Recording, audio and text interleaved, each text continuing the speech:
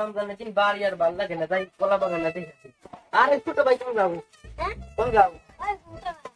আরে ঘুম পাড়া না গুলা, চলো একটু কলা বাগানটা দেখে আসি।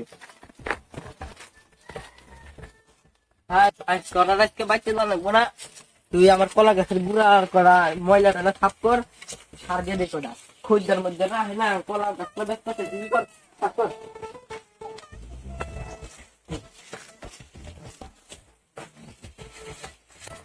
না ওটা কলা গাছ দরকার, কলা বাগানে আসলাম, তাহলে কলা বাগান করে নেই।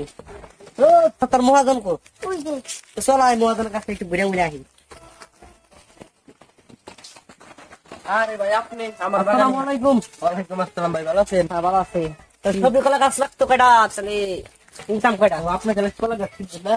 আমি কলা গাছ খুঁজতেছি। এই দেখেন, এই যে একটা আছে, এই যে একটা আছে, এই যে আছে।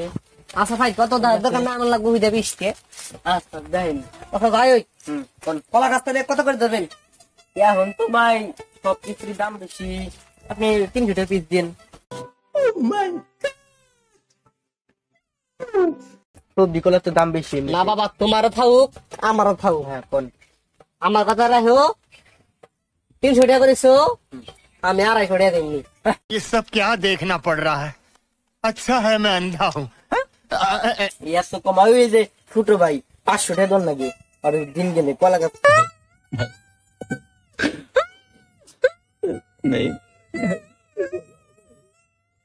তাহলে গুড়া পরিষ্কার করে, ইয়া তো কম হয় না, আপনি 10 টাকা কম দেন। আচ্ছা কম টম না, 20 টাকা কম দিলে বাদাম ना हो पाएगा।